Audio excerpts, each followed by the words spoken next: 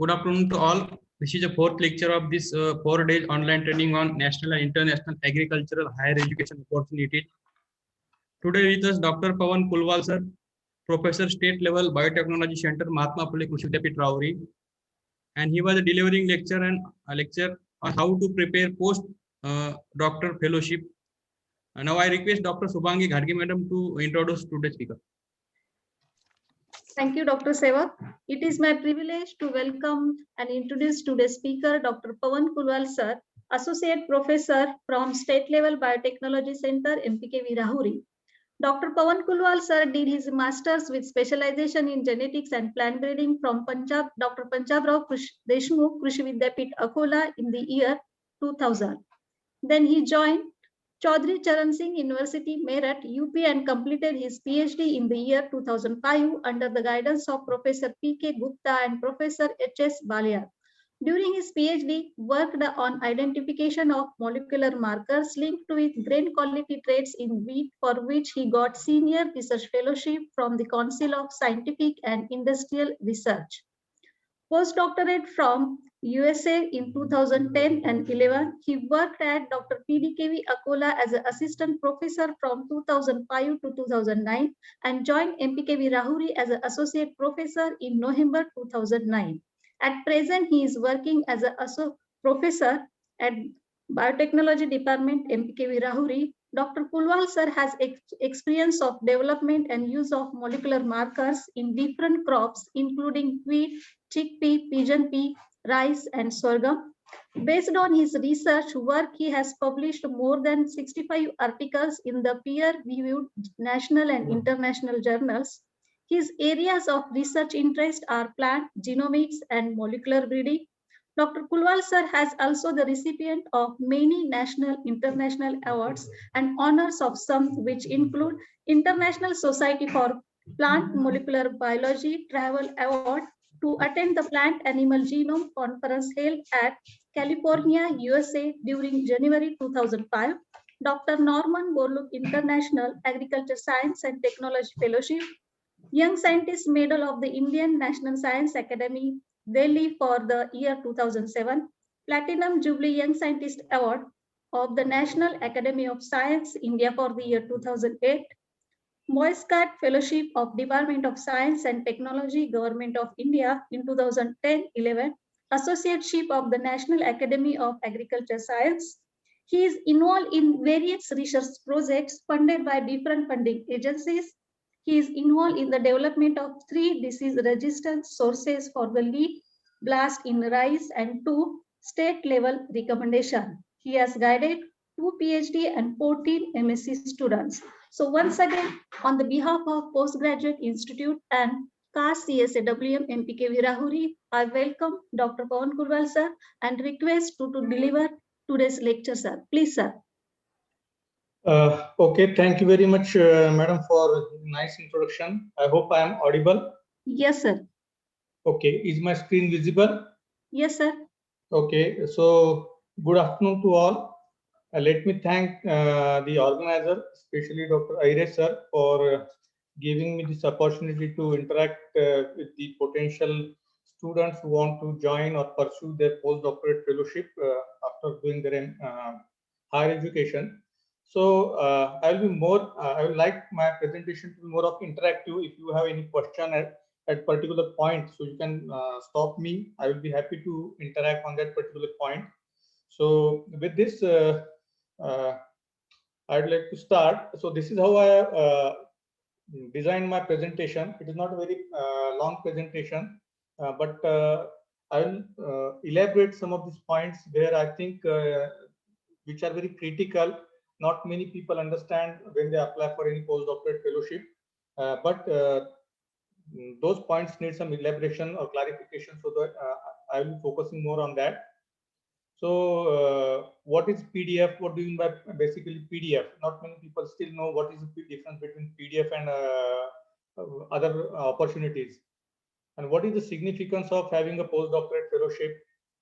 What are the most important criteria or considerations which are taken into account when you are applying for any postdoctorate fellowship? Or if I am principal investigator and if I want to hire some postdoctorate fellow, what are those points which I take into consideration before I select any person as a postdoc? Then what are the things you need to prepare or what are the things you need to understand or have in your account when you are preparing for postdoctorate fellowship? Then how to search for right position. It is not that you there are so many available positions and you apply and you get selected. No, it is equally important that you should also know where you should apply, what type of fellowship you should be choosing. Then there are certain suggestions or tips which you can call as a tips that will help you or the students who want to apply for postdoctorate fellowship. Now, what are those tips? Then important nowadays, H index is considered very important criteria for any student or any faculty member, and particularly those who want to apply for postdoctorate fellowship abroad. This H index, what are the new things, how you can understand the difference between H index, I-10 index, and citations, that I will be focusing few minutes on that. And finally, there are certain points which often people forget when they apply or they write application for the postdoctorate fellowship. What I call it as a common mistakes. We know that we are submitting application like this. But while doing that, we often forget that by mentioning some of those points, probably you put or give negative marks to your own biodata or on CV. So what are those common mistakes which people often don't take into account while submitting or applying for the postdoctorate fellowship? So these are some of the key points, key issues which I will be discussing with you during this 1.5 hour. So to begin with, what is a postdoctorate fellowship? Few years ago, I just shared one experience that one girl student who was doing a PhD in our university. She came to know that she was just about to finish her PhD. She came to me. I think she was from plant protection group, something like that. She asked me questions, sir, I want to apply for a postdoctoral degree program. So I said, postdoctorate fellowship is not a degree, basically, it is a position, just like what you have before you get any permanent position, you apply for job after doing your PhD to gain more experience. So it is not a degree, basically, it is just an experience you are gaining as a job which you are applying after pursuing your PhD. So postdoctorate fellowship, or in abbreviated as PDF, is a temporary position that allows a PhD candidate to continue training as a researcher and gain skills and experience that will prepare him or her for the academic career. So simply saying that if you are pursuing your PhD and you are about to finish, not necessarily it is important that you must have a PhD in hand. Even if you are a final year PhD candidate, but you have good potential skills, your CV is very strong, you still can apply for a potential postdoctoral fellowship. Or if somebody, if for example, if I am having a project and there is one vacancy, if I find that you are excellent and your subject area is matching with that of mine, I can also offer you that postdoctorate fellowship, provided you complete your formalities of defending your PhD thesis and PhD viva successfully in next few months. So it is not a degree, it is basically an experience which you are gaining when you are joining some other lab or some other project. Many times people, this term PDF, this type of fellowships are not many in India. Last year, ICR has started postdoctorate fellowship program at particularly institutes like IRI, IBRI. In our CAST project also, there is some vacancies for postdoctorate fellowship. But then you will say that many students or many research associates, they are also working in this project after doing their PhD. So can we call them as a postdoctorate fellow? Well, there is not a clear-cut definition that you should call RA as a PDF or not. But you can consider if somebody is working as a RA, that is as good as a postdoctorate fellow, because you are gaining experience. The only difference between this, if you want to differentiate critically between a research associate or a postdoctorate fellow, is that when you are working as a postdoc fellow, you are working on specific objective which are assigned to that project. or for what purpose the project has been sanctioned. There are clear-cut objectives. You are working specifically on that. While in case of research associate, if there are too many research associates, then there is no clear-cut distinction that you all will be working on this, you are working on this. But you can also call yourself as a postdoctorate fellow, provided you get an experience certificate in that language that you were working as a research associate, but same, it is equivalent to that of the postdoctorate fellowship. So to rule out the confusion, postdoctorate fellowship is not a degree. You are not earning any degree. You are working, you are gaining experience as a researcher, or you can call it as a transit period till the time you get a permanent job in any academic institution or any research R&D institution. So postdoctorate fellowship is a temporary position that allows a PhD candidate to continue training as a researcher and gain skills and experience that will prepare him or her for the academic career. So in the next slide, I will explain it in a little better way. So most postdoc positions or PDF positions are at a university level or in research institutions. Like, for example, postdoctorate in India also they are offered now since last few years. Yeah, but if you are interested in applying or going abroad, postdoc is a commonly used terminology. So they are offered at the university level, or there are certain institutions, research exclusively R&D research institutions where you can get the postdoctorate fellowships also opportunities. So the scientists who have recently earned their PhD, after completing a PhD, you are equivalent to that of a scientist. So those who have recently earned their PhD can gain invaluable experience as a postdoctorate fellow. So remember that when you apply for a postdoctorate fellow and if you get selected for that particular position, that can change the futures for you, because having found a position as a postdoctorate fellow, if you perform it very well in that position and if you gain that experience, then the chances of you being absorbed in any research and development institutions or academic institutions for a permanent positions are very, very high. So in the next slide, I will explain it in some detail. So why this postdoctorate fellowship is important? I was just mentioning that the experience which you can gain or what you can earn from that particular experience while doing postdoctorate fellowship can change your future also. And so what is the significance of having a postdoctorate fellowship? You know that nowadays not everyone can get regular positions in the academic or research institutions after completing the PhD. We know that finding a permanent job in the university or research institutions is very, very challenging, very, very difficult nowadays. So not everyone can get the regular position after completing their PhD, no matter you are having PhD, no matter you are having a NET qualified or whatsoever qualification you have, but it is not guaranteed that you will be absorbed in any institutions on a permanent position. So that time, under that situation, the people who can get a postdoctorate fellowship, they can gain invaluable experience working with prominent scientists as part of postdoctorate fellowship.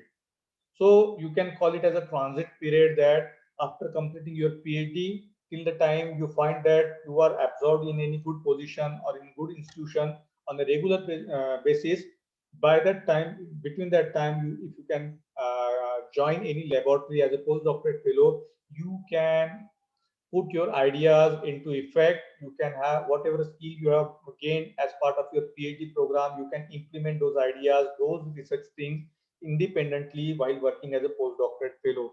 So those people who get a postdoctorate fellowship, they can gain very valuable experience working with the prominent scientists. Not necessary you will be hired by a prominent scientist. Not everybody is a prominent scientist unless you have good experience of working for several years.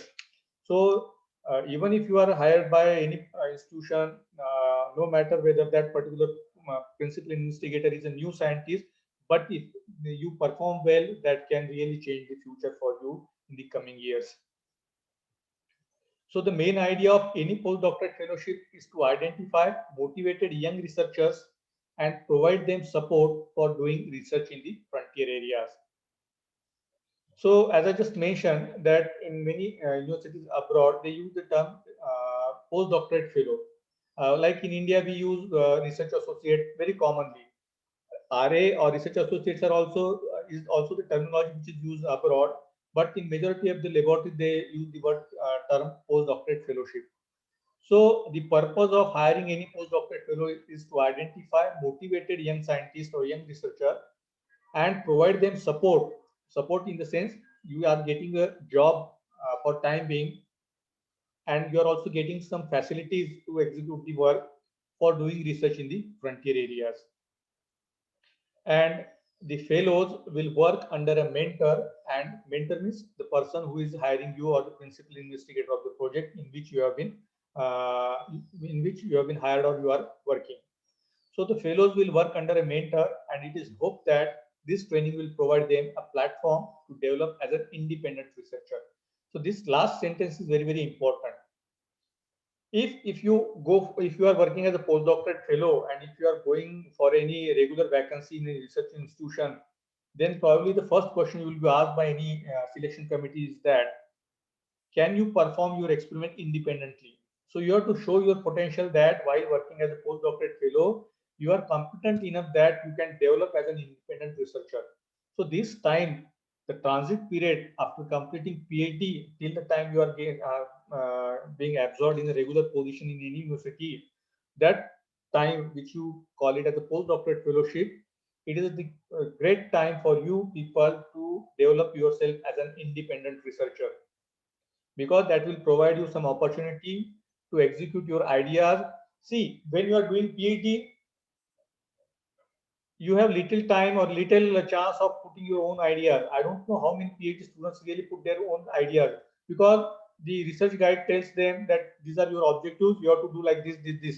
So methods, materials, and all those techniques are already framed that you have to do like this. So you are being guided or mentored by somebody like the research guide while you are doing PhD.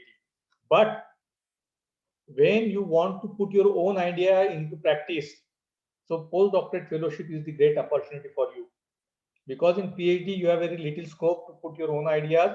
There are very few people who can really put their ideas. Otherwise, they are supported by the mentors, defined by the objectives of the research program. They have to execute those. But when they get a postdoctorate fellowship, that is a great chance or great platform for you to develop as an independent researcher, and that will put a lot of confidence into that individual, so that they can be a good scientist if they are hired or if they are absorbed in any research or academic positions on a regular basis. So this is very important for people those who really want to undertake any postdoctorate fellowship. So you have to make best use of that opportunity. So often it is asked, what are the most important points or considerations when somebody is really interested in pursuing their career for a postdoctorate fellowship? So these are some of the points.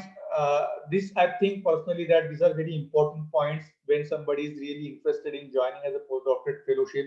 So this is not the thing that today I got an idea that I want to apply for postdoctorate fellowship and tomorrow I am applying. No, this is not that easy. If somebody is really interested and serious about applying for postdoctorate fellowship, he or she has to start thinking or preparing for that thing very early during the PhD period. It is not that today, tomorrow you are submitting your PhD thesis or defending your viva and you are applying for postdoctorate fellowship. No, it is not that. If somebody is really interested and somebody is really serious about it, then one has to prepare it since start of the PhD program. And particularly in our research area, for example, I am working as a plant breeding or plant biotechnology system. So the most important consideration which any principal investigator will have in mind before hiring any person or any student, PhD student as a postdoctorate fellow, is the publication of that particular candidate in the peer-reviewed international journals of repute. So peer-reviewed international journals of repute, this is very important. I don't care how many papers you have. If you are having 20 publications, but 18 of those 20 publications are in local journals where you pay some fees and your paper is published next day or next week, no, it is considered as a negative point. So peer-reviewed international journals of repute. This is very, very significant. This is very, very important. Even if you have only 4 papers in your 4 years PhD or 5 years PhD, but those 4 papers are in reputed journals, high standard journals, having good impact factor, take it from me that you will be hired, you will be given first consideration, not that person having 20 publications, but 18 of which are in the local journals or national journals. So even if I want to hire as somebody as a postdoctoral fellowship, the first thing I will see is the number of publications in the high impact factor journals. And also just understand one thing. In India, we have a habit to consider that NAS rated journals. So nobody in the world understand what is NAS besides India. That system is only in India. Even the journals which are which are fake journals, which have been blacklisted by the UGC, they are also having a good NAS rating. Say NAS rating of 5, NAS rating of 4, like that. So NAS score is not a criteria to be hired as a postdoctoral fellowship abroad. They consider the impact factor as the most important factor or most important consideration in. Okay, somebody has thrown a question. What are the conditions for PDF as time after? Okay, I will explain one by one, Dr. Vijay Kumar. Those who are putting questions, I will discuss those questions, or I will discuss on those points at appropriate time. Okay. So publications in the peer-reviewed international journals of repute is very important. What is meant by peer-reviewed international journals means the journal whose impact factor is very, very good. So forget about NAS rating. Only thing NAS has done is that any impact factor, any journal having good impact factor, it is considered. They have considered NAS score 6 as a benchmark. Means if your impact factor of a journal is 1, means NAS score is 7, 6 plus impact factor. So you don't keep in mind the NAS score, you consider only focus on the impact factor journals. Besides this, another criteria for publication is that not only having publication in the impact factor journals is important, it is also equally important that that paper should have good citation. Citation means what? How many people are citing your article in their own research? Means if you have a publication, say in a journal having impact factor 2, so that is a good achievement for that particular student. But it is also equally important that that particular article is also cited by other people in their own papers, and those papers are also published in good journals. So that is called as citation.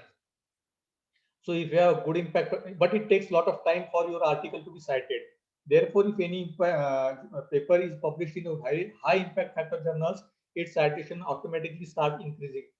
For example, if you have publication in a journal like Nature, which is among the topmost journals in the world, its impact factor is almost 40, more than 40, I think. So its impact factor is more. Why? Because those articles are cited by other people in their articles. Therefore, their impact factor is high. So it is correlated thing. Having good publications in impact factor journals is very, very important criteria. The first thing any person or any principal investigator abroad is looking for in a potential postdoctorate fellow is the good publications in the peer-reviewed international journals. So those who really want to undertake or apply for postdoctorate fellowship in the next few years, they should start writing good articles. So that point I will consider, that will discuss in the latter part of my presentation. Another important point is ability to write. What is meant by this ability to write means if you are hired by somebody as a postdoctorate fellow, one thing which that principal investigator will look into you or expect from you is, can you write good research papers from the data which has been generated as part of your project? Can you write a good proposals for securing the grants? So PDF does not mean like RA, the distinction between RA and postdoctorate fellow. RA is working on the given objectives. He is not writing any grant proposal.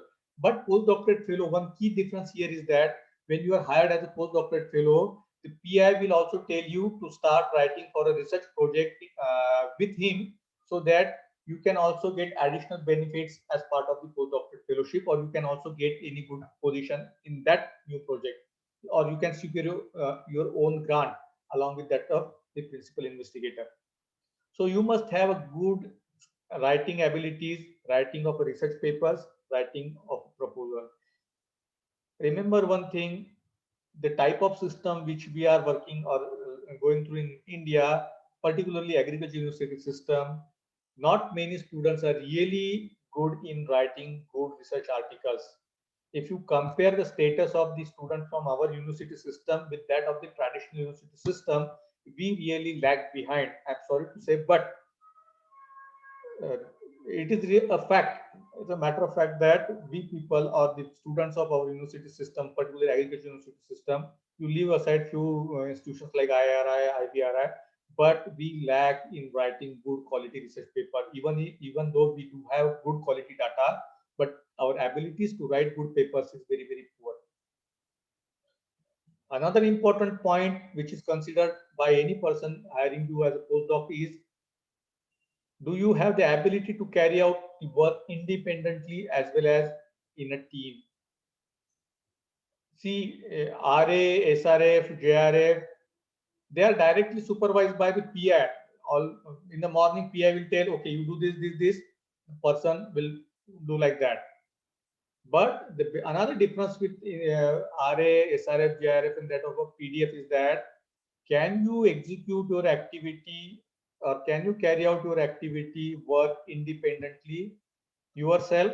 Can you lead that thing without any suggestion from the PI? That is the important thing. Can you also work in a team? It is not that you say that I can work independently, but it is equally important that you should have a team spirit. You should be able to work in a team, as a unit. So both things are very important. They matter really much when you are hired for a postdoctorate fellowship. Think independently. Yes, what I just mentioned, you should be able to think. You should be able to put your own ideas in the research project. It is not that you are hired for a PDF and you expect that PI will tell you do the like this, you do like this. No, you should be able to put, you have a project, now you should be able to think independently. You should be able to execute the thing. You should be able to bring your new ideas into the work.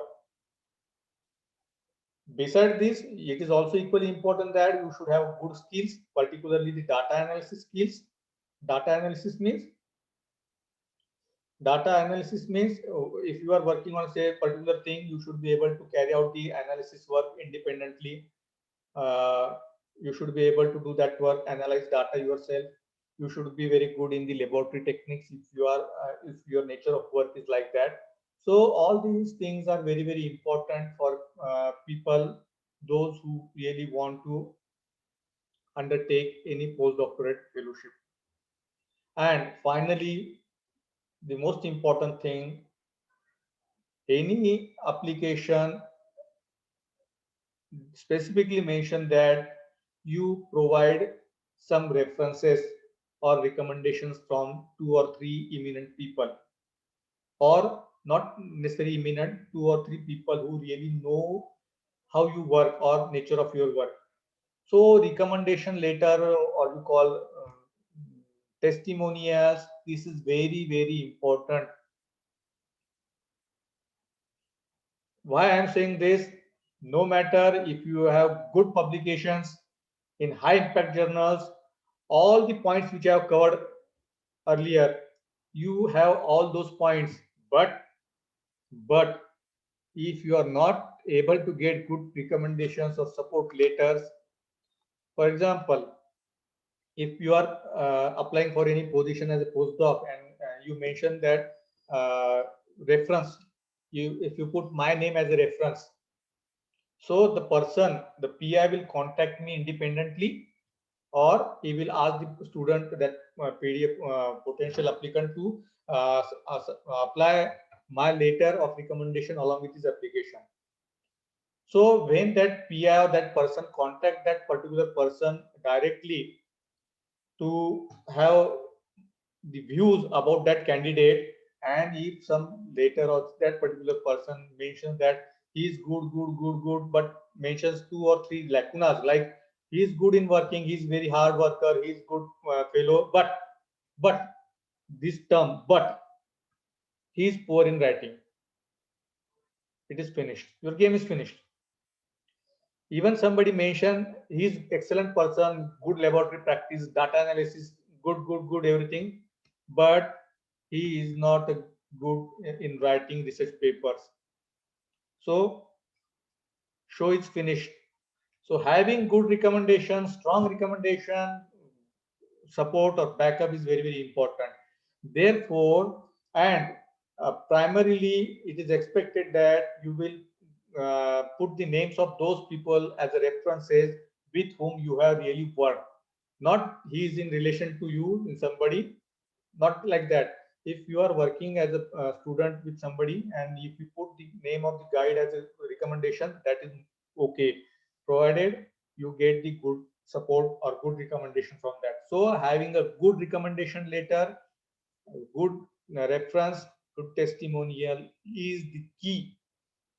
I also seen some cases the people have got postdoc even if they did not had any good impact factor journals or very limited number of people, but they got good experience certificate or they got good recommendation from their guide or the people who they work with. So that also earned them a good postdoctorate fellowship in laboratories in USA.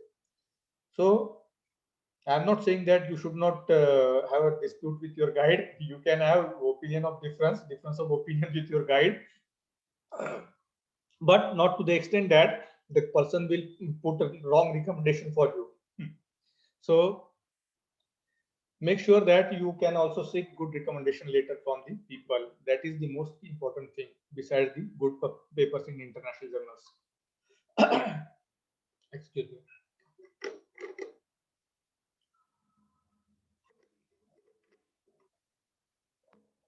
Other factors which are very important besides what I just mentioned, many people also consider the place of your PhD or the place or the department from where you have earned your PhD or the person with whom you have done your research work. That is also very important. For example, if you have a PhD from IIT, obviously the name itself is sufficient. But it is not that only IIT people will get a postdoc. No, people from any university can get a postdoc, provided you have other criteria like good papers, good publications, good skills like that. Another important factor is the impact of your research. Means, so for example, you are working in a system like economics or extension student. So what is the relevance or the impact of your research on the existing situation, or how significant is your research in the given context? That also matters. If you are working or your PhD topic is very routine, very regular, or which is already known, almost 10 or 15, students in the same department have worked on the same topic, then it is not having good impact. Relevance of your research to the person offering you a postdoctorate fellowship. So, for example, if I'm working on a crop like chickpea or wheat, I'm having project, and if I want to hire a person for my project, so I will also give weightage to that particular students who have worked on similar aspect, because I know that he can work or she can work on the same topic. I don't need to dictate every day how to do what to do. So relevance of your work with the person who is offering you PDF is also equally important. But while having said that, it should not necessarily be the same topic. For example, if I am having a project on wheat, it is not necessarily that the student having a PhD work on wheat is expected. No, it is not necessary to be the same topic. You should be able to use your skills in the given scenario. Just one thing I mentioned, I have seen many PhD students who have done PhD in genetics or biotechnology or molecular biology in plants, in crop plants, but they got PDF in the animal system or human system, human genetics or as animal genetics. Therefore, I mentioned that point. It is not necessary that you should have the same topic in your PhD. Your skills are very important. Therefore, I mentioned in earlier slide that skill is very important. See, particular data analysis and laboratory techniques. Your skills are very important. If you know how to analyze data and what are the technical skills, then no matter if you are working in plant system, you can be absorbed in the animal or the human system also, provided you meet the criteria of the criteria related to the project. Another important thing is the communication skills. What do you mean by communication skill? It is not only oral communication or written communication. We know that we always give higher weightage to the people who can speak very good English or who can write very good, excellent in those who are excellent in writing and reading or language. But although the command on language is very important, but your knowledge of the subject is more important than your command on the language. What it means? When I was doing my postdoctorate in Cornell University, USA, in our lab there was a Japanese scientist who was also working as a postdoc with me. See, in countries like Japan, China, English, nobody understand English. They even write their publications in the local language journals. So then I had a question. Then why this person, even though he do not know English, anything about English, but he's still working in one of the best labs in the world in Cornell University. Remember one thing: language here is not very important. Your skills, your subject knowledge is very very important. So when he used to talk with me or discuss anything with me in English, he used to have that small machine like a iPad like that. He used to put write something in Japanese, and that used to convert it in English, and then he used to send that mail to me in English. So language, although many times we have inferiority complex that my English is poor. So get rid of that lacuna, that no matter if your English is not very good, but if your skills and your confidence is very high, then you can overcome that particular problem. So command of the subject is, knowledge of the subject is very very important. I have seen many. See, if you visit the USA, you'll find that almost majority of the postdoctorate fellows in any laboratory are from China. They don't have any, means we are better in language as compared to those people, but because they are working hard, their knowledge, subject knowledge is very good, they are hired, they are getting postdoctorate fellowship. So communication skills, although very important, but not very important than that of the knowledge of the subject.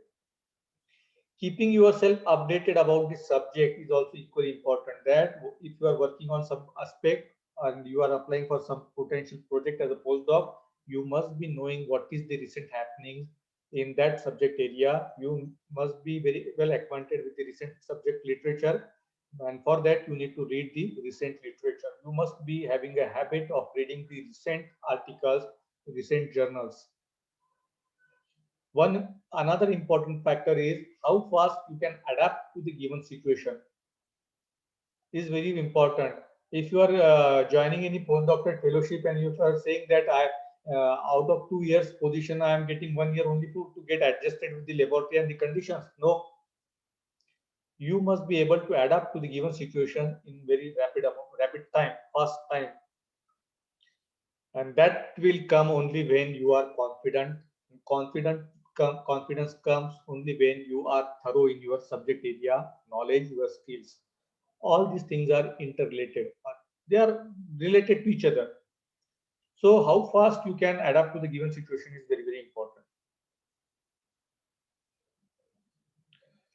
Then coming to how you can prepare for PDF. Now, important thing. So I think that question what was thrown to me in the chat box. So I will try to answer it here also. You need to start thinking and or planning for a postdoctorate fellowship early during your PhD. It is not that today you are submitting PhD and tomorrow you are thinking that I want to apply for postdoc. No. You must have a strong desire to publish in high quality papers or high impact journals papers, and that will happen only when you start thinking right from the day one of your joining PhD.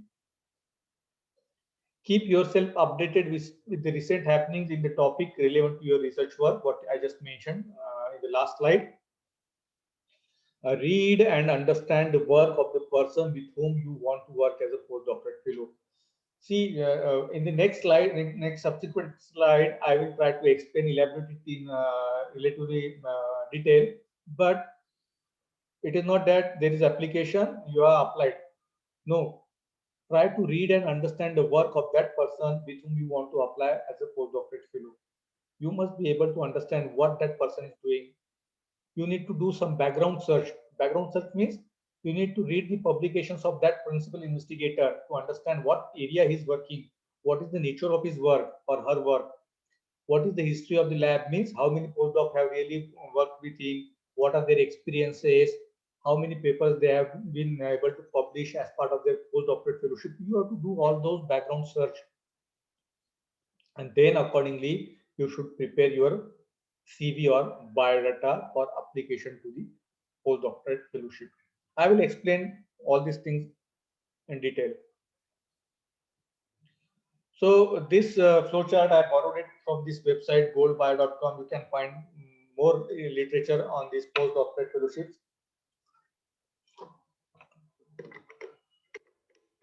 So this is a flowchart. Begin networking. Networking means try to socialize, try to collaborate, contact with many people, scientists, so that they will know you. Create a list of potential labs and principal investigator who you think you should be able to work as a postdoc. Then start looking for postings. Continue finding principal investigators. Narrow down your list. So you need to shortlist. You have to list out so many. Then you have to narrow down the list based on your preference. Then submit your application, and then you can then contact the potential principal investigator. Of course, if that you are shortlisted, then you will have to appear for the interview, attend the interview, and then the next process starts. If your credentials are very good, you can get an offering even before you complete the PhD. I think some of the students, I hope few students, I also circulated this to one of the students from the place where I did my PhD, Gautam, I think Saripalli, it is in the list. He's having excellent publications, more than dozen publications in high-rated journals even before he submitted his PhD. So the people like him, they are having good chances that even getting the PhD degree, they can be offered a postdoctorate fellowship abroad based on the publications. So coming to the point, how to find or how to search for the right positions. One thing you should understand that just because you do not have any job and there is some advertisement and you're applying for postdoc, then that thing is not going to work in your future, or it is not good for your future, because it is just a sort of time pass or getting engaged in some sort of routine work for few years. No, if you really want to avail this opportunity of postdoc for developing your career, then you need to understand how to search for right position. There are tremendous opportunities for postdoctorate fellowship, but one need to constantly visit the relevant websites for such offering. Of course, there are very few examples where some PI will come to you and say that I am having postdoc, please apply. This happens in very rare cases, provided you are having excellent CV. So, because 99.9% students do not fall into that category, all those who really want to undertake PDF, they need to constantly visit the relevant websites. They need to attend seminars, symposiums, particularly international seminar symposium. You know that if you want to make ourselves as a candidate for something, even if somebody want to get married, so he attends several marriages of friends, and why? Because you are getting noticed by some other people, potential. So that is the same thing happens in this postdoctorate fellowship also. You need to attend the seminars and symposium. If you get opportunity to be one of the speakers, even for a few minutes, or you want to make a presentation as a poster presentation, try to get that opportunity, because if your work is good, you will be spotted by somebody. you will get some attention by the potential, because I know when you go abroad for any international conference, the poster session is basically for those people. I have seen many prominent scientists, they are spending much amount of their time in evaluating the posters in the international symposium. Why? Because they are looking for the potential postdoctorate fellowships or postdoctorate fellows for their project. So always have a habit to attend the seminar symposium, not local seminar, always attend very good symposium seminars where you can get that opportunity. Visit the web pages of the scientists who are working on the similar aspect so that you can understand if there is any likely position or not. Identify the positions in which you would be great addition to the PI's lab and where you think you can make a difference and be successful. So you must need a confidence for doing this particular thing. The application process for PDF varies based on your field, interest, and type of position you desire. There are also multiple directions you can take when looking for a position that fits your interest. So you should be very clear cut in your mind how best you want to make the best out of that particular postdoctorate fellowship.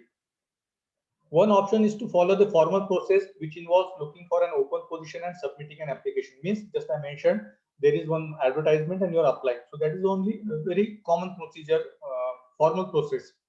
However, there is also the option of identifying potential PIs and then you apply by contacting them.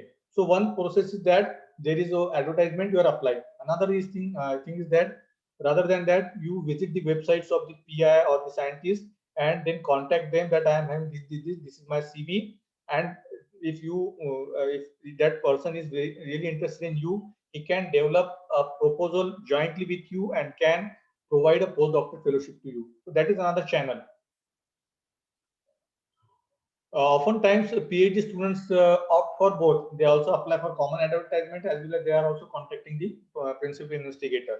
So that is the key difference when you compare RA and postdoctorate fellowship. That if you are good, a PI can also submit a project along with you, and you can be hired as a postdoc in that particular project. So there are two ways I just mentioned. One is traditional route, involves submitting a formal application for an open position. There is advertisement, you apply. These positions can be found by searching through job posting on the university website or through any networks or databases.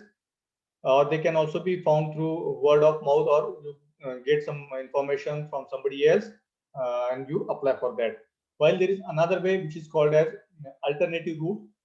What I mentioned that involves contacting the principal investigator directly, regardless of whether they have an advertised opening or not. This method requires a lot of research. First, you need to identify potential PIs with similar research interests as you. You can go about this in a few different ways, or you can also discuss with your research guide or chairman of the research or your advisory committee. They can also suggest you some potential principal investigator where you can apply for a postdoctorate fellowship. Once you have those contacts identified and you have read some of the publications of the principal investigator, contact them via email, your email, and also along with your covering letter, also attach your CV. So direct traditional route and alternative route. While doing this, there are some suggestions I would like to provide. As I already mentioned, try to attend international seminars, symposia during the course of your PhD. It will increase your visibility. If you have good publication, you can also look for opportunity to deliver a talk in the international symposia or seminar. And that can increase your chances of getting a postdoctoral fellowship. I know that in recent last few years, there are some sections or some topics which are kept specifically for the young scientists or young PhD students or a promising PhD students. Only 5 minutes are given for them to finish their presentation. That can really change your fortunes. People are looking or hunting for a potential postdoctorate fellows who really can explain very thoroughly their work, having good skills, and that 5 minutes or 10 minutes presentation can really bring you good opportunities. discuss with the senior lab mates on the subject related topics. So if somebody has passed out from your lab and a senior is working as a postdoc in some lab, you should also get in regular touch with them so that you can also get good opportunities.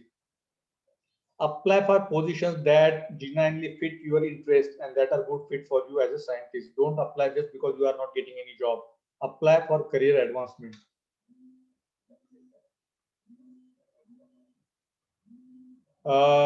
Some suggestions, specific general PDF. Based on the nature of the postdoctoral fellowship, you need to prepare your proposal. If the PDF is specific to some project, you should be well aware of its objectives and timelines. If you are applying for a PDF, you must first read that project. You must be aware of the objectives. If it is a general postdoc offered by any funding agency or organization, you should be very clear about the proposal you submitted or going to submit.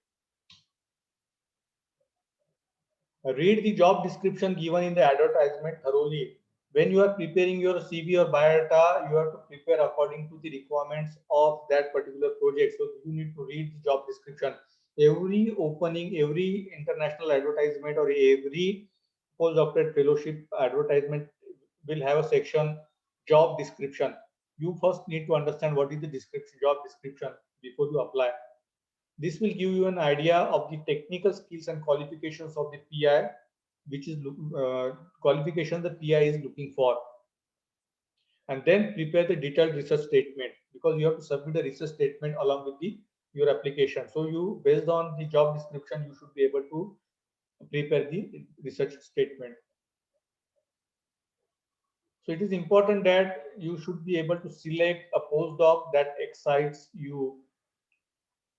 Choice of a postdoc mentor. Consider, for example, these are the key issues when you are applying for postdoc, and if you are having multiple opportunities, if you have a choice that you have 4 or 5 openings and you want to apply, select which one is better, then these are the few things which you should think.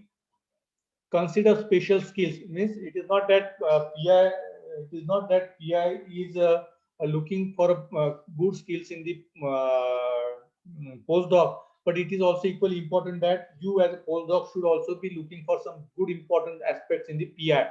What are those?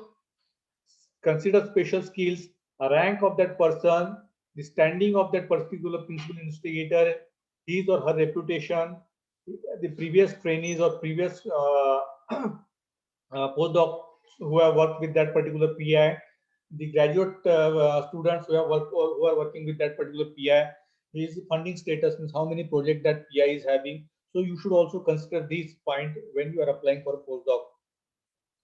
Salary and cost of living, how much salary that fellow is going to give you as a postdoctoral fellowship, what is the cost of living in that place where you are going to work. And you must be able to select a laboratory that suits your work and lifestyle. I know that many people, they get good opportunities as a postdoc in USA, but since they are not used, we know that, for example, a person from Rahuri is going to USA, just like a East Coast state like New York. So it is very cold, a lot of snowfall, eating habits are different, lifestyles are different. So those things should also be considered while selecting for postdoc position. And very important point, select a project with outcomes that match your career goals. So if you recall my earlier slide, that this slide I mentioned, you need to start thinking, planning early during your PhD. This is very important because this is where you think that I want to pursue my career in that particular subject or in that particular discipline. So apply for the positions that genuinely fit your interest and that are good to fit you as a scientist. And select a project with outcomes that match your career goals. Just because you don't have any job, you are working with somebody, so in that situation you will not be putting your best efforts. But if any project is there which is really matching to your career goals, you will put more efforts into that because you enjoy working with that project, and that will give you good publications, good opportunity, and good skills also. Those who want to read this, there is a MIT, Massachusetts Institute of Technology. They have also given a very good account of how to select a postdoc. They have discussed all these points thoroughly. Okay. Now you have completed PhD, you are having good publications, you have good skills, you are very confident, you are applied for postdoc fellowship, there was a vacancy, you applied. Now you are shortlisted for a postdoc fellowship. Okay. And if I am a principal investigator, and if you are appearing for an interview, many places I have seen in USA that before hiring a person as a postdoc or a scientist, they generally invite into that person to deliver a lecture. Lecture, all the faculty members or the lab groups are sitting, that person or that student makes a presentation. Then the department faculty or the students, graduate students, other PDFs, all those people, they interact with that particular person. Each person is looking into that person, that postdoc, potential postdoc, through different angle. How confidently you are answering the questions, how confidently you are delivering the talk, what is the level of your subject knowledge. All things are really evaluated in that presentation. And if you are appearing for any interview of the potential postdoc, and if I am a principal investigator, these are some of the questions, likely questions.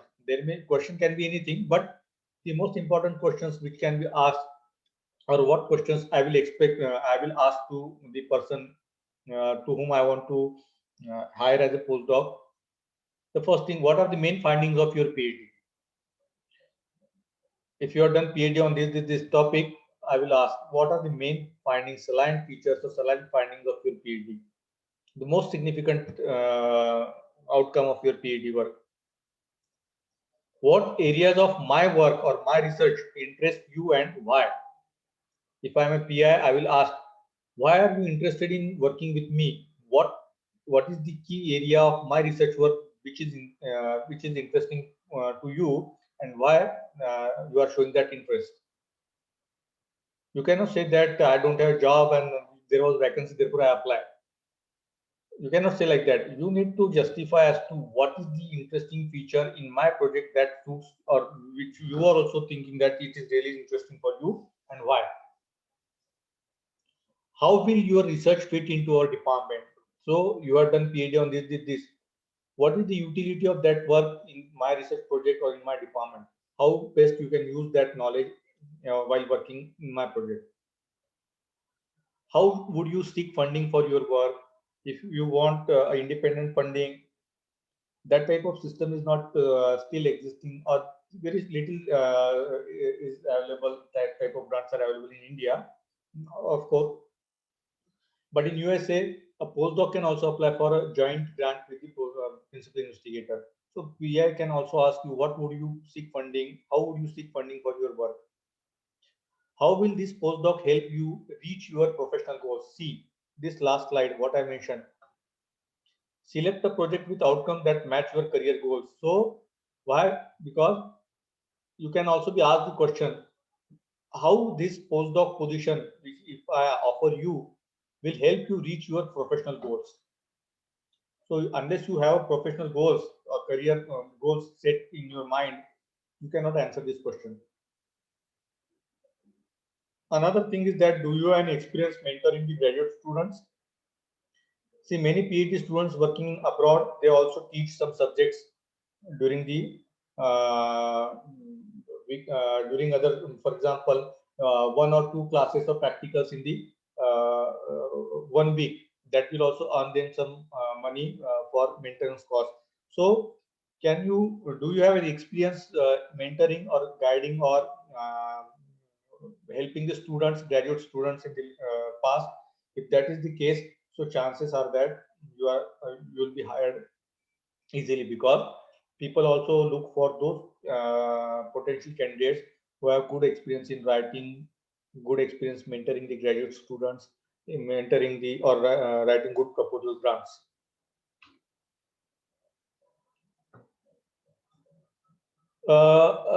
Besides this, you need to also have another skill, like prepare yourself means check your credentials through online search tools.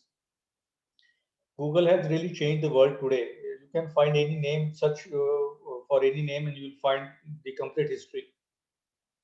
For example, search your name on Google in order to find what information is available about you on the digital platform. How many of you have searched your own name in Google?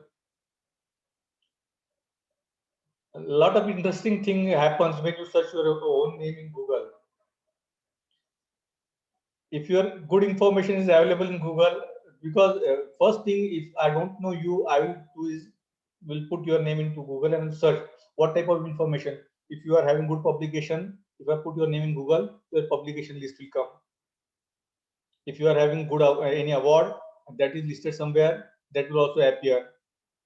If you have done any crime, probably that can also come. So people also search. So try to search credentials, your own credentials on Google to know what type of information is available about you. Create your own Google Scholar account that will list you how many publications you have, what is the citation, what is the H index. I will explain in the next slide. So you need to be aware of all these things. LinkedIn ResearchGate account.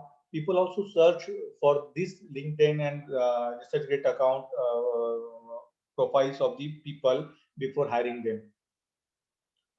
You can also share these links. For example, you have scholar.google.com link of enlisting your publications and citation. Then you can also share that link to the people so that they can, at one place, they can find, the person can find how many publications we are having, how many citations, what is the H index. So that is how you need to get yourself used to. Coming to the important topic, H index, I don't know how many people really know. It is called a Hirsch index. It is the name of the person who really gave this type of index.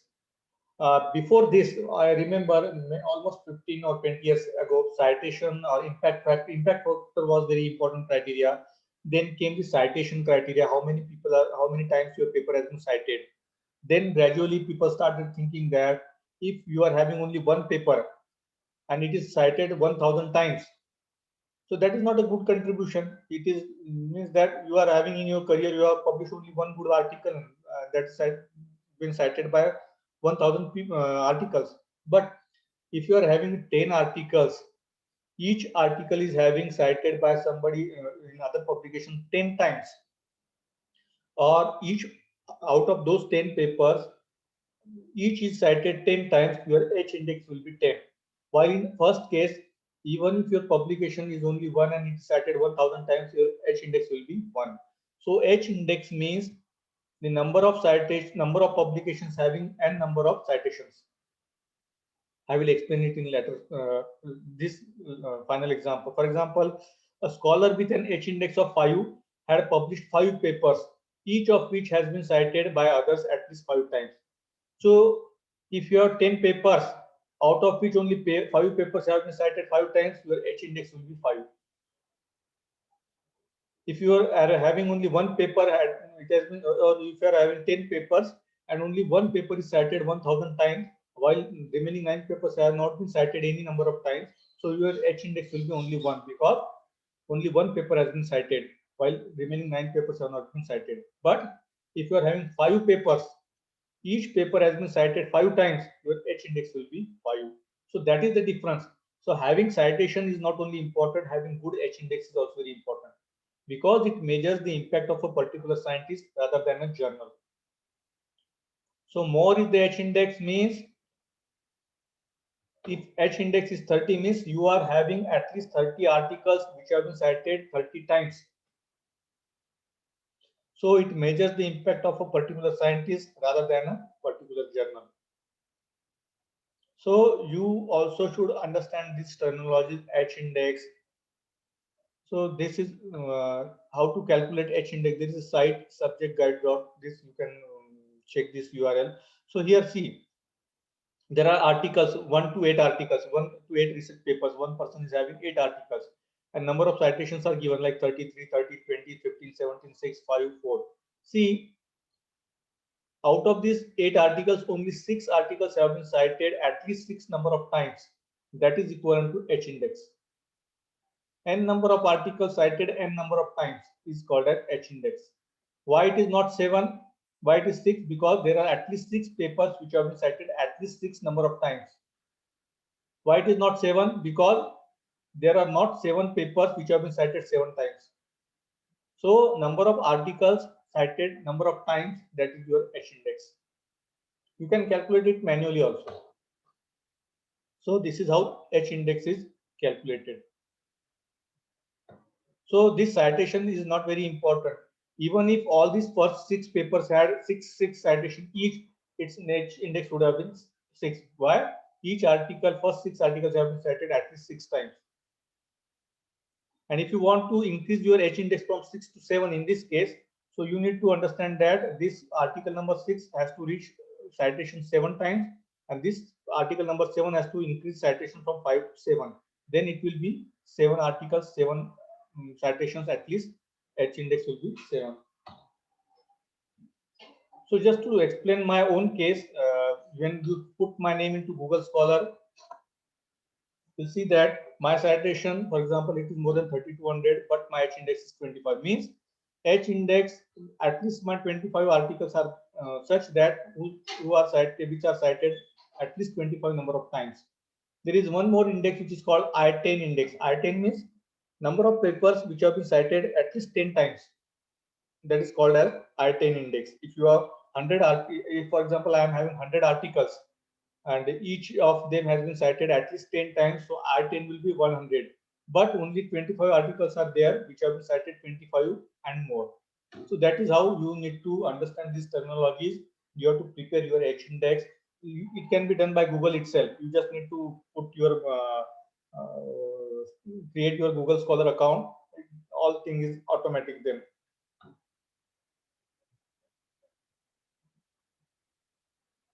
So coming to the, I think last or two, 1 or 2 slides. What are the common mistakes which are committed by the candidates, potential candidates, when they apply for postdoctoral fellowship? Sending a routine application or a cover letter. For example, this is one of the most common mistakes applicants make.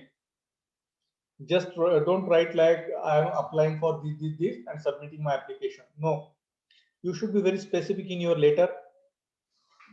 You should be very specific in your letter, means why you are applying, what is your interest, what type of things are interesting for you in our research, what is the purpose, how can you how can you improve your own knowledge, how can you make best out of this opportunity. You need to mention all those things.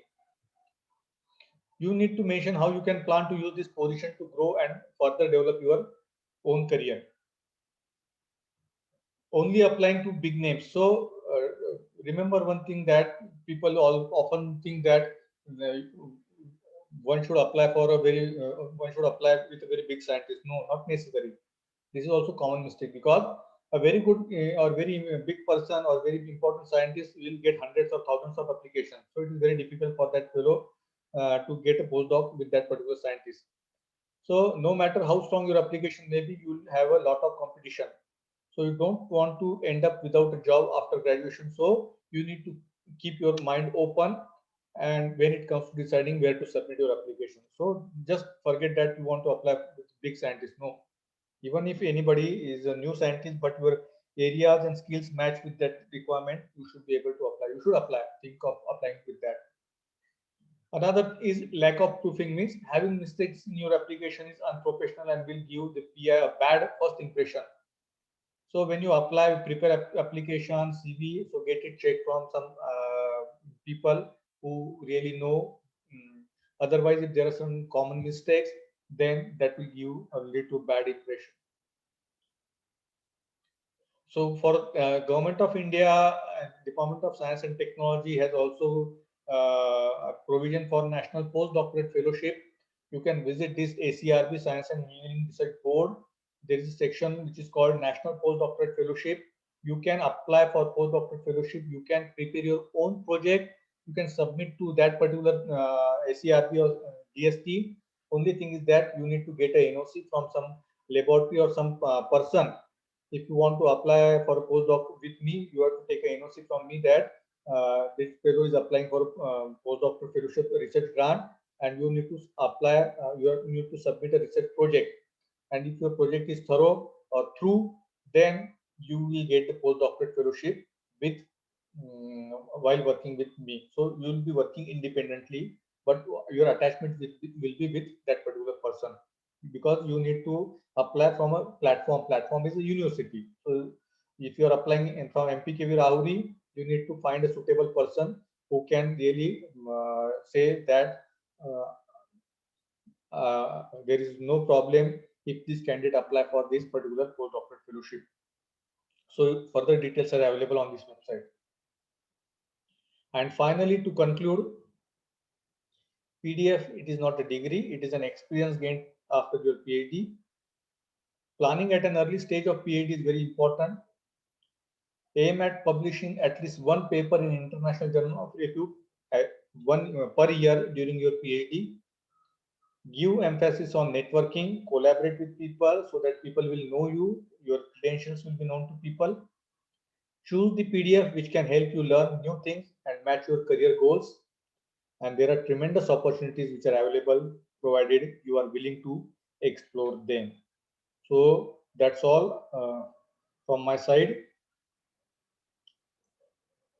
I think I am in time, madam. Yes, sir.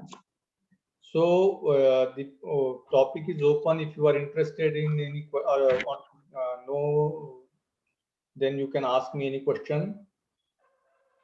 All participants are requested to ask the question through chat box. Or you can also, okay, chat box is also. You can also use your hands.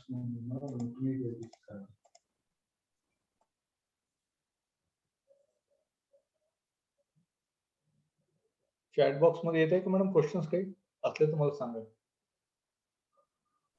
Hello, there is one question from Dr. Vijay Kumar.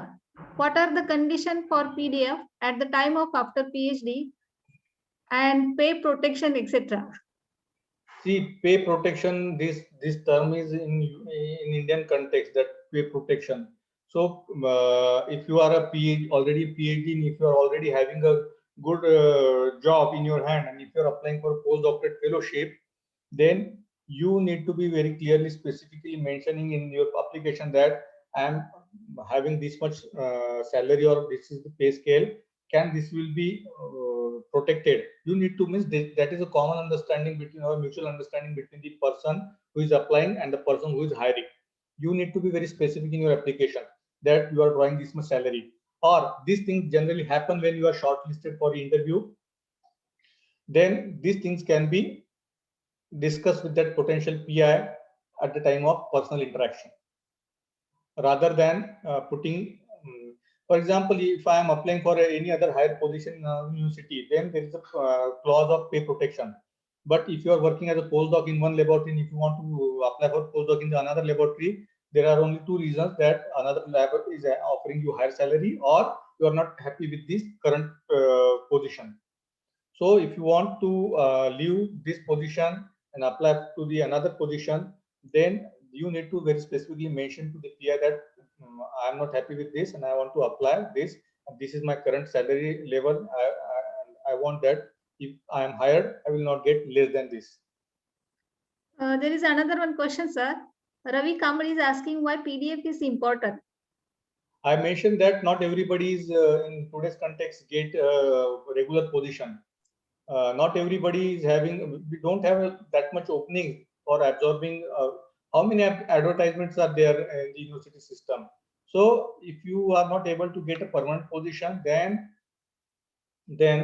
postdoc is the transit period that can provide you opportunity to work independently, use your skills rather than doing nothing after PhD. It's better to get engaged in some productive work as part of postdoctoral fellowship.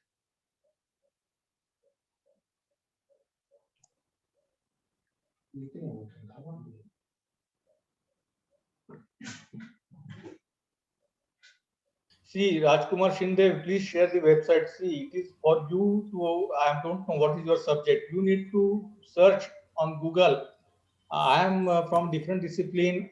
There is no specific website where all the listing will be. It is not an employment news like thing that you will get all the posting of postdoctorate fellow on one website.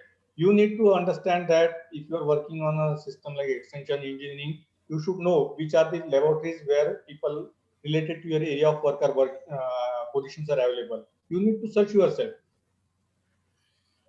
I just mentioned you one SERB, Department of Science and Technology website.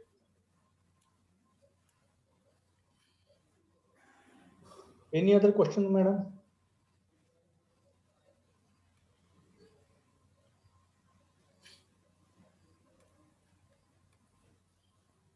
Sir, is PDF are available at every state institutes or it's central opportunity? How can identify the PDF?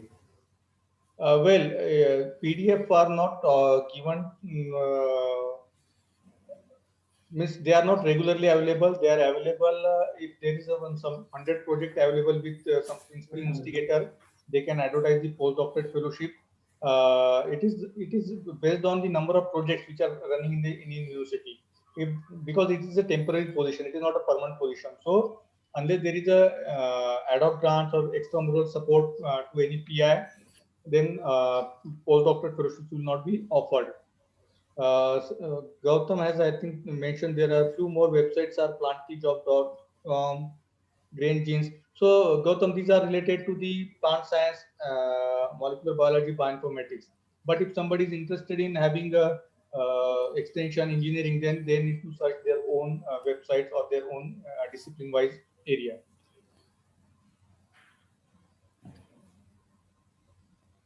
Any other question?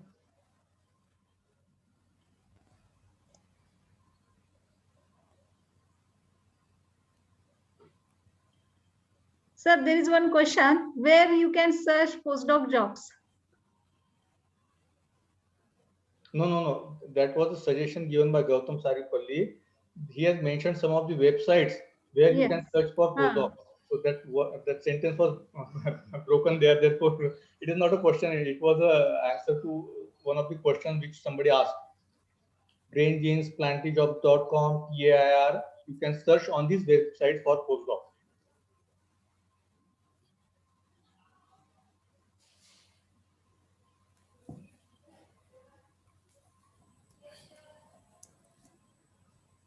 Sir, my question, sir. Sir, NAS rating paper is mandatory to for postdoc, sir. Nobody knows what is NAS outside India. I specifically mentioned this NAS rating is only in India. Nobody, if you are applying for a postdoc in USA and if you are saying my NAS rating journals are, they will ask what is NAS. They understand only impact factor. Only thing what NAS has done is that they have considered 6 as a benchmark. Means any journal which do not have an impact factor, it will not have a NAS rating above 6. If a journal is having NAS rating is having impact factor 1, its NAS score will be 6 plus 1, 7. That's all. But don't mention NAS as in your application if you are applying abroad. Nobody understands that NAS score. You just need to put your actual impact factor. Okay, sir. Thank you, sir. Which PDF is better? Where is doing in India or abroad?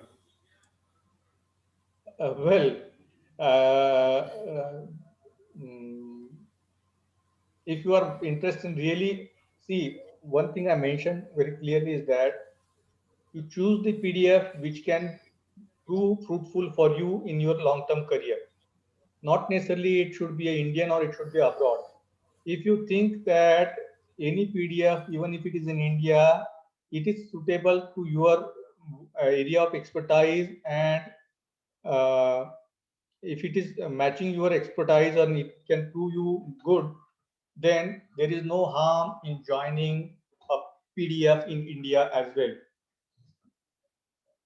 There is one question, postdoc can be done even after 10 years of PhD? Yes, it can be done. like one of our CAST team member, this Dr. Sunil Kadam, is working as a assistant professor in last almost 12-13 years, and he got postdoc last year in Washington, University of Washington, Washington State University, Pullman. So it is not that postdoc can be done only after immediately after PhD. It can be done in time during the research career. I have seen so many people in USA that they finish their career or they retire as a postdoc because they don't get regular positions in the after doing a lot of work. So they still continue postdoc till the age of 55, 60 also.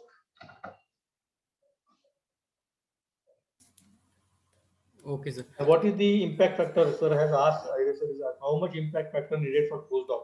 So there is no such criteria how much impact factor. The only thing is that, so for example, if I am a principal investigator and I want to hire one person, or I want to hire you as a postdoc, I know that this is my subject, these are the journals in my subject area, and their impact factor is this. So for example, if I am having a publication in impact factor journal having impact of 4, and if my own publications are 4, 5 like that, then I will consider that. If anything is above that, I will straightway hire the candidate. If my own publications are in impact factor of 4 or 5 or less than that, and if some candidate is having impact factor 10, publication in impact factor 10, I will straightway hire that person. So the person who is hiring is also looking for that particular thing. So what is his expertise, means how much is his own publication are, and what are the publications of the candidate.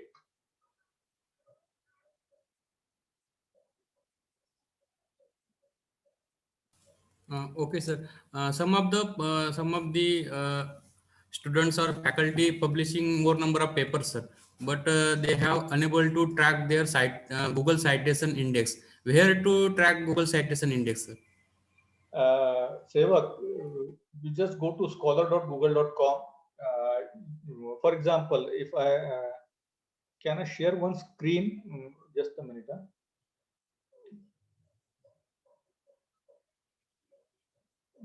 I will just show the share the screen. Okay. Hey, this is the web page. Yes, sir. Okay, you should go to scholar.google.com. Okay, if you have a Google account, you need to log into your Google account. It will automatically show your citations. Or if you don't have Google account, if you want to search, for example,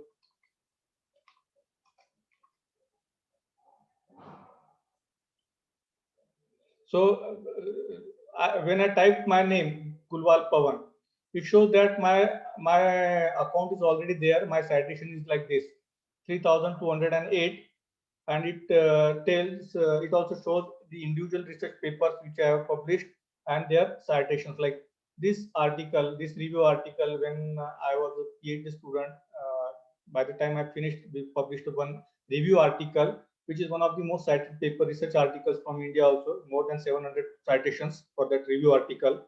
So accordingly, you will see that cited by 747. If you click on this, it will show 747, how many people have cited 747 articles have cited. So it will show the list of those journals which have cited this article. So scholar.google.com, if you have Google Gmail account, just you log in through your Gmail, open the scholar.google.com account and put your name.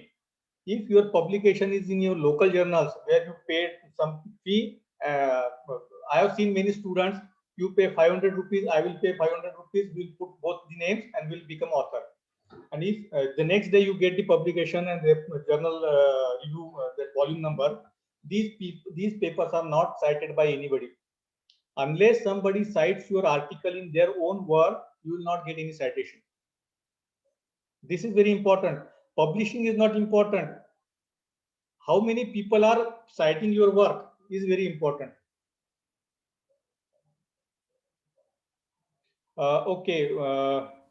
One more thing, Iris is asking, which country is offering more PDF opening? Tell about ORCID ID. ORCID ID. Okay.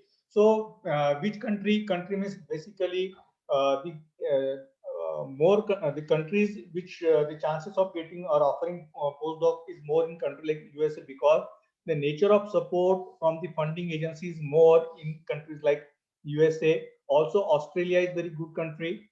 How many projects are running in those countries? How many scientists are working? That is really counts. So if you go to countries like South America, you will not have many postdoc, but if you go to North America like Canada and USA, chances of getting postdoc, number of postdocs openings are too many. In Europe also there are few laboratories, or few in countries PDFs are many PDFs are there, openings are there.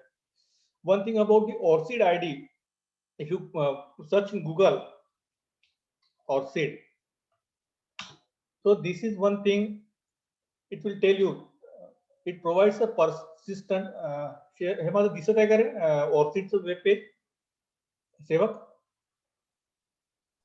Yes, Yes, sir. sir. Yes, sir. This is nothing but, for example, when I send any mail with my signature, I also mention my ORCID ID. So ORCID ID is nothing but it provides a digital identifiable number. For example, any international journal, there is a DOI, digital object identifiable number. If you put, we don't remember a journal name or journal volume, page number. So there is a DOI number for that article. Similarly, for a person of scientist, there is ORCID ID. So if I have a particular ORCID ID, if I put that ORCID ID into Google or any search engine, that will list my number of publications. That will show my credentials, how many papers I have published, what is their citation. So now ORCID has many international journals. If you want to submit your article, they also ask you for your ORCID ID, so that they will know how many really papers you have published in international journals or journals of repute. It provides a persistent digital identifier that you own and control. Means it distinguishes you from other.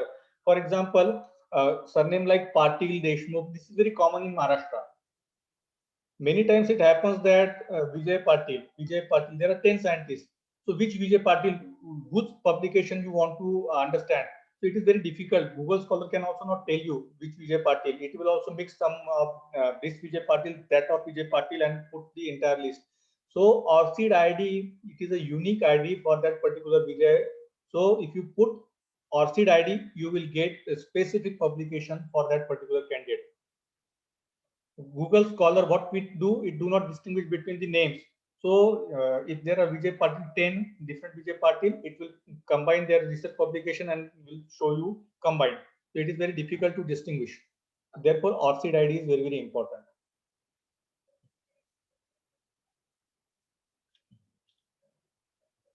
Any other question?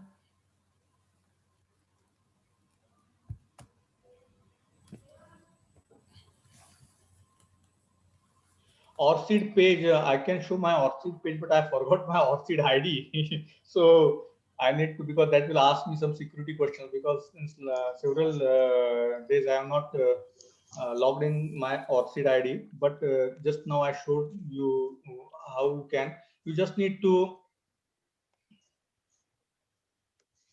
sign in into this ORCID. You just need to put your Google. If you are first time, you can sign in, or you can don't have ORCID ID, register now. You can go to here, first name, last name. You need to put the information, and then go to, as usual, the routine procedure. You will get a link into your email that you just need to verify. Then accordingly, your ORCID account is created, and it can import your research publication, list of your research publication into that account. Sir, ORCID ID, it is required for submission of paper in high impact journals. Yes. Now they are asking. They have made it many journals, because I submitted few articles in last 2 years. So every time they ask for ORCID ID, at least for the corresponding author. It is not mandatory, but in few maybe time to come, that will be made mandatory. There are some journals. I remember last year I was submitting an article in international journal. They asked for ORCID ID of every author, all the author. So not besides me, nobody in the author list was having ORCID ID. So we have to create ORCID ID for all those people who were the co-authors.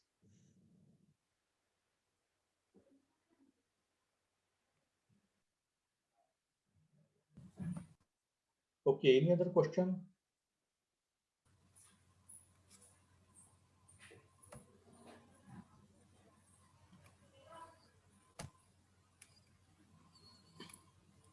Shall we stop here, sir? Sure, if there is no question, I think that's all. If you have any question, you can also send me. My email ID is pavankulwal@gmail.com, or you can also search me on Google, so you find my email ID also. Yeah, it's a very good discussion. Rather discussion, it is good interaction. Dr. Pavan interacted very well with the students. And my interest, because many organizations nowadays asking the ORCID ID before submitting any project. So whatever the publication you are having. So he's explained very well regarding the ORCID and the Google Scholar account and the PDF openings and what care we have to take while submitting our application. Sir, just one thing I want to mention, ORCID ID is why important. I just mentioned it, but I can repeat because, for example, my name Pavan Kulwal, you will not find Pavan Kulwal any other name in scientific fraternity with my name Pavan Kulwal. But what the example I mentioned, Vijay Patil. So it is a very common name. Yeah. So Google Scholar, if you provide your link, Google Scholar link, and if there is another person of the same name, his citation or her citation will also be included in your citation. So that will be misleading for the person who is evaluating you. So therefore, people are now insisting on ORCID ID because that is the individual identity. There is no mix-up of publication from that person in the account of that person, another person. So ORCID ID is very important for distinguishing individual from another person. Yeah, that's why nowadays they are insisting that you should have ORCID ID, and they will ask you the ORCID ID number so that they can verify your details. Yes. Yeah, thank you, Dr. Kulwal. Sevak. Now I request to Dr. M.B. Dhadwad, sir, Assistant Professor, Department of Agriculture Extension and Communication, and Organizing Secretary of this 4-day online training program, to propose vote of them. Thank you, Sevak. On behalf of the PGI MPKV Rauri and CAST project, I thank you, Dr. P.L. Kulwal sir, for giving such a nice session on preparing for a postdoctoral fellowship. Sir started his lecture as peeling an onion. He went on peeling one layer by one layer and explaining every nitty-gritty about preparing for applying for postdoctoral fellowship.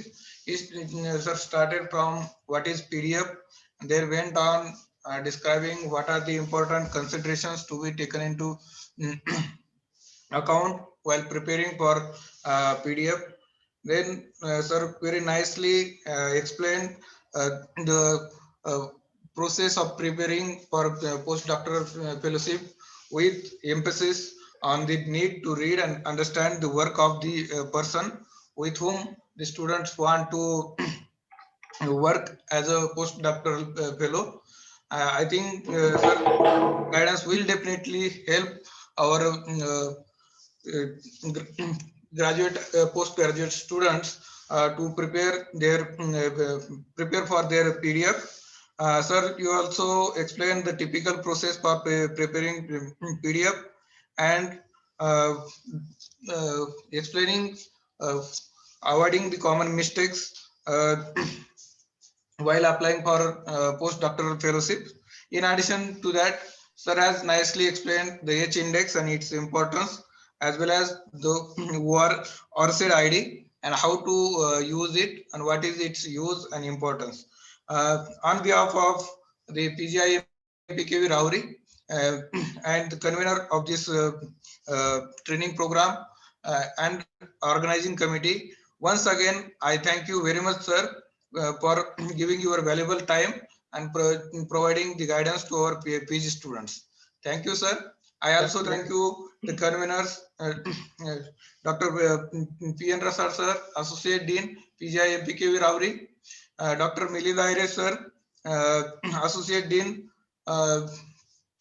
Punyashlok Ailadevi Holkar, College of Agriculture, Halgaon, and the team member, Caste Kasam project. I also thank you, the principal investigator of the Caste Kasam project, Dr. Gorantiwar sir, for giving this platform and opportunity to the students for higher education opportunities in agriculture. Thank you one and all. Over to you, Sevak. Okay, thank you very much. I request to Subhangi Gharge madam for further announcement. Hello. Our tomorrow's session will start at 10:30 and topic is practical strategy for higher agriculture education and job opportunities in USA and Germany. And expert is Dr. Ullas Kadam from Pune. Thank you. Thank you, sir. Thank you, madam. Okay.